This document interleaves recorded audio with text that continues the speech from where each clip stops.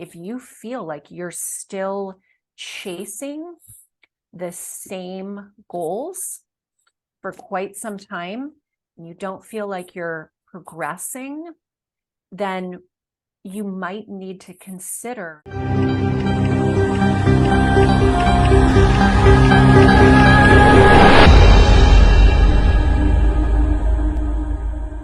You're in a very unique perspective, I feel like, from a lot of people I've talked to, whereas you were a trainer, you had your own training business, you worked at a commercial, you work with probably hundreds of clients, and now you're a coach.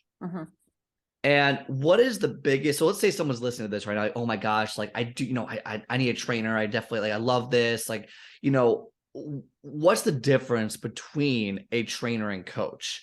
And then where should people be looking? Because I think there's value in both. 100% there's value in both. Yes. But like, how does someone know where to go in that? And let's just say it's fitness, just for the sake of argument, because we're on that topic. How does someone know? Do I get a personal trainer or do I get some sort of fitness mindset coach? And I agree with what you just said. I think both are incredibly important, right? So I think it's kind of individualized, because I also have worked with clients that, gosh darn, I just kind of lay out the plan, they follow it, and boom, like the results are there. There's no kind of fighting or avoiding or self-sabotaging.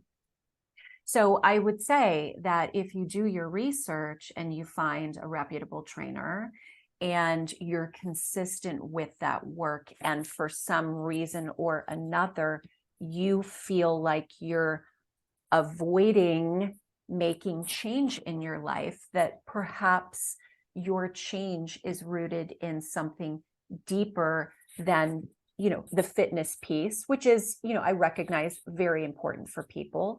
But, if our mindset is not aligned correctly, it's absolutely going to impact your ability to work with a very skilled, trained trainer if you're not imparting the knowledge and the training that you're getting from that individual. So, I mean, you can work with incredibly competent professionals and you can be engaging in your limiting self-talk, limiting beliefs, self-sabotage continually.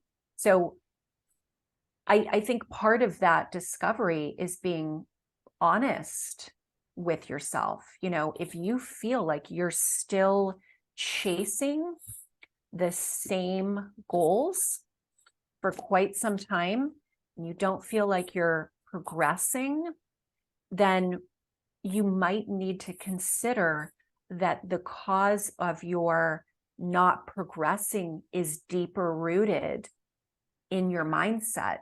It's how you're interpreting what your trainer's telling you. It's how your habits are not aligned with what you told your trainer that you wanted. It's the self-sabotage that you're engaging. It's the blaming other people or our external surroundings for why we're not making progress. You asked me something about the confidence piece, and I just want to touch on that, because confidence is a word that makes people uncomfortable. If you ask someone, how's your self-confidence? I mean, people will get a little uncomfortable. They'll just say, I'm fine. I'm good. Yeah, it's fine. It's good. But, there's behaviors that we engage in that are pretty telling that maybe our self-confidence needs some work. So some of those behaviors are perfectionism, like myself, people pleasing, not setting boundaries, not respecting our own time, needs, wants, being the yes person. And some of those concepts get in the way of us achieving our own goals, right? So it's all connected. You have the individual that, I want to lose 50 pounds. I want to get, ripped. I want to look amazing, but they're not making the time for their workouts. They're saying yes to everyone else. They're putting their own priorities low on the list. So the two are very connected, the mindset and the confidence.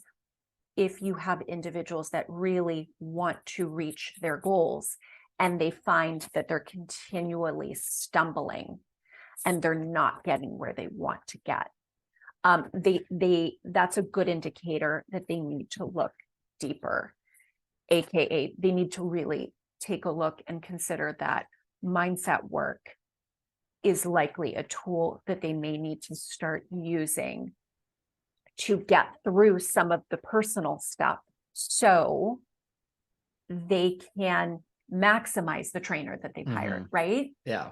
Maximize the benefit of working with that professional. That's a very great way to put it, because to me, people ask me all the time, it's like, well, what's the difference between a trainer and a coach? And I'm like, that's a hard question. I usually like in that, I think you broke it down very, very well. And I think that's like, if you can't do what the trainer's asking you to do, exploring why, and you may need someone else to help you explore, because the trainers aren't necessarily equipped to do that. Potentially depends on who you have. I love that. And obviously it's very customized, and, you know, everyone is kind of their own person with this.